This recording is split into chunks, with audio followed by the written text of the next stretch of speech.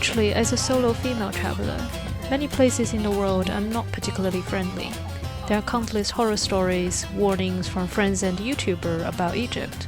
But the allure of one of the most famous ancient civilizations in the world, especially after watching Professor Joanne Fletcher's documentary, I made my final decision. I did my research, booked my tour guide, airport pickup, and mentally prepared myself for any uncertainty. So what is Egypt really like? I'll find out.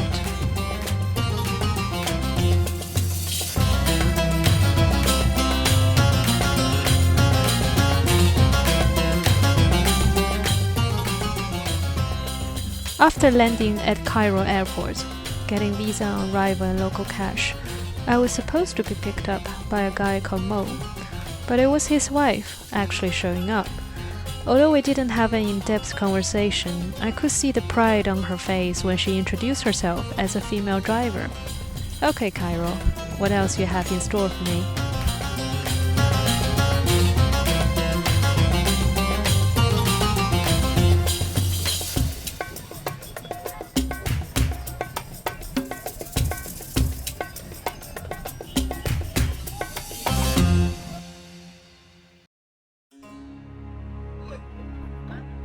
My first stop is of course the pyramids. You can't come to Cairo without seeing the pyramids.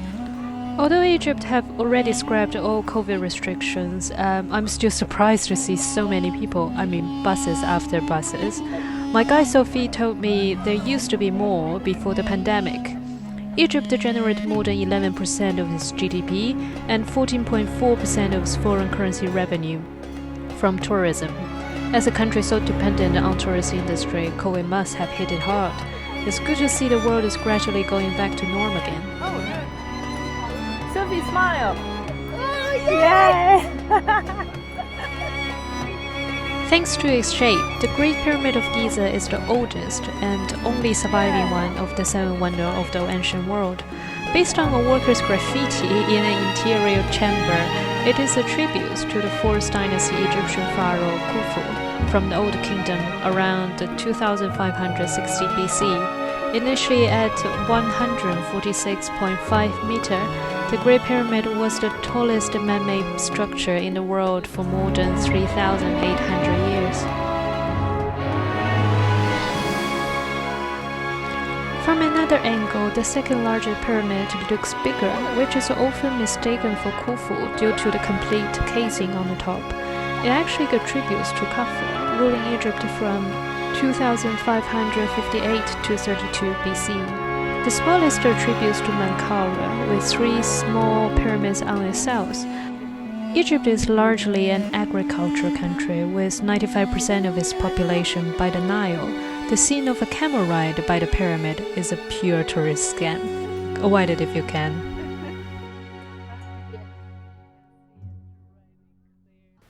Our next stop is the Sphinx.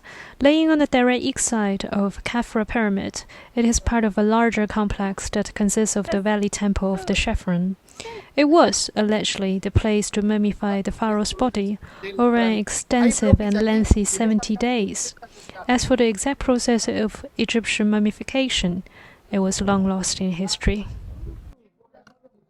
Tourists by the pyramids are pretty spread out, but here at Sphinx, we all have to walk through the narrow corridor from the temple and packed up for near-shot pictures. This is probably the most diverse tourist group I've ever seen in any attraction. Literally people from all over the world speaking different languages. I guess such an ancient artifact does have certain power, making people come here from thousands of miles away. Sphinx is the oldest known monumental sculpture in Egypt, and arguably one of the most recognizable statues in the world. It could date back to 26th century BC, and the archaeology work is still ongoing. The original shape of the Sphinx was cut from the bedrock, and has since been restored with layers of limestone blocks. It measures 73 meters long from poll to tail, 20 meters high from the base to the top of the head, and 90 meters wide at its rear haunches. Even with cut off nose and hair, the original purple color on his head can still be seen today. Papyrus and lotus are two of the most important plants in ancient Egypt. They not only have religious power, also simplify the Upper and Lower Egypt. Most important of all is papyrus' function as a writing material. We go to a local shop where the lady explained to me how papyrus paper is made. Oh, yeah. Ancient Egyptian made hats, bags, coats, sandals, baskets. Yeah. That one. But now we don't need this one. Okay, we don't need a We green need this part. one There's to only make the paper. inside. Can I Yes, touch of it? course. Just feel it? Yeah. Oh, okay. It's still a bit moist. Yes. Like with a bit of First water of in all, there. we make it very thin. Yeah. But here we have a problem. We can cut it easily because inside is water and gelatin. Yeah. And the gelatin is something like glue.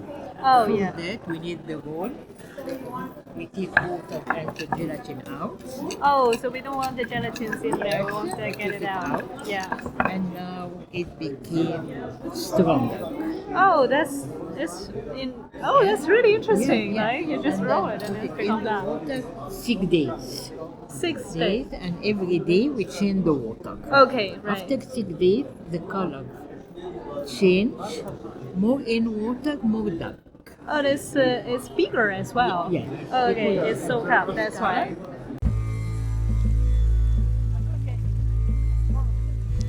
After 15 minutes drive down south, we arrive at Saqqara village. It contains ancient burial ground of Egyptian royalty, serving as the necropolis for the ancient Egyptian capital, Memphis, which we'll visit later. The area running from Giza to Dashir was designated as a World Heritage Site by UNESCO in 1979. The pyramid we are looking at is attributed to Teti from 6th dynasty around 23rd century BC. It is a smooth-sided pyramid, but poor preservation above ground make it look more like a small hill. However, the chambers and corridors below ground are very well preserved. So let's go inside and have a look.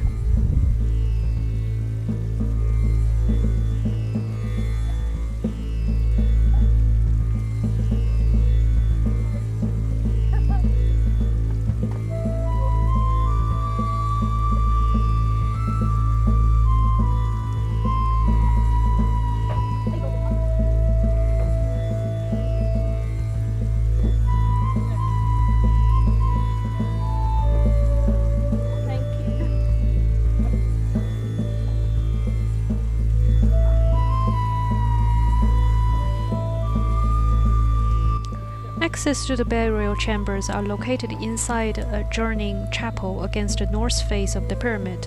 The entrance hallway leads to a long descent of 1,823 meters. The entrance was once blocked by a plug of granite, now lost. The descending passage was possibly clogged along its length by large blocks of limestone that thieves have broken up. The debris still littered the passage at the time of discovery.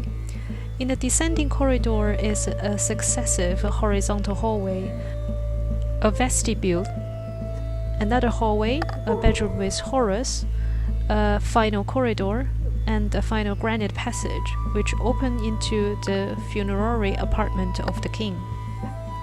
The horizontal passage leads to rooms consisting of a funeral serdab, an antechamber, and the burial chamber.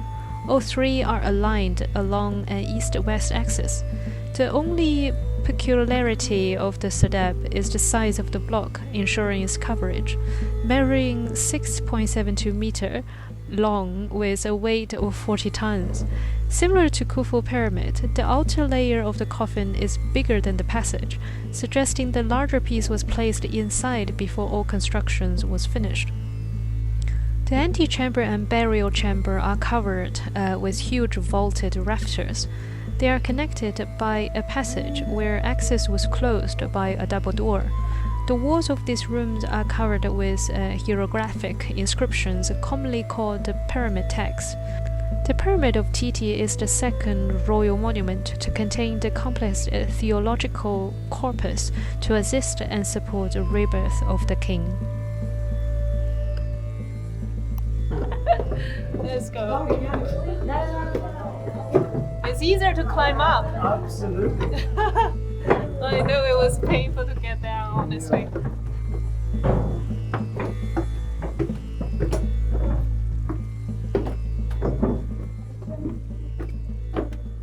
Next to Pyramid of Teti is his vizier Khagimni's tomb. He holds a great number of titles, but what surprised me is the size of his tomb is much bigger than his king. The decor also tells us what he likes and what ancient Egypt might look like. They got different types of fish, cows, goat, dogs, duck feeding, sorry French, a few group of dancers, and loads of servants carrying big pots of beer. Khagimni, he certainly enjoyed his life and want all of it after his death.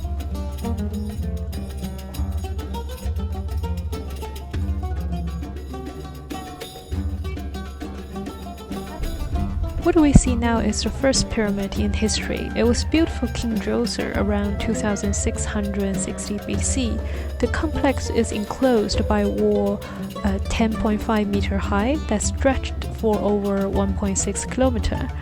The entrance colonnades lead from the enclosure wall to the south court of the complex. It comprised two distinct passageways oriented approximately east to west. The ceiling blocks here were carved into the shape of the tree trunks. Contrary to the pyramid we saw at Giza, the step pyramid is slightly rectangular on the base rather than square. Legend had it, pyramid shape is already an innovation at Djoser's time. Compared to previous oval-shaped tomb, rectangular is a lot less radical than the square one. So here we have it, a rectangular step pyramid.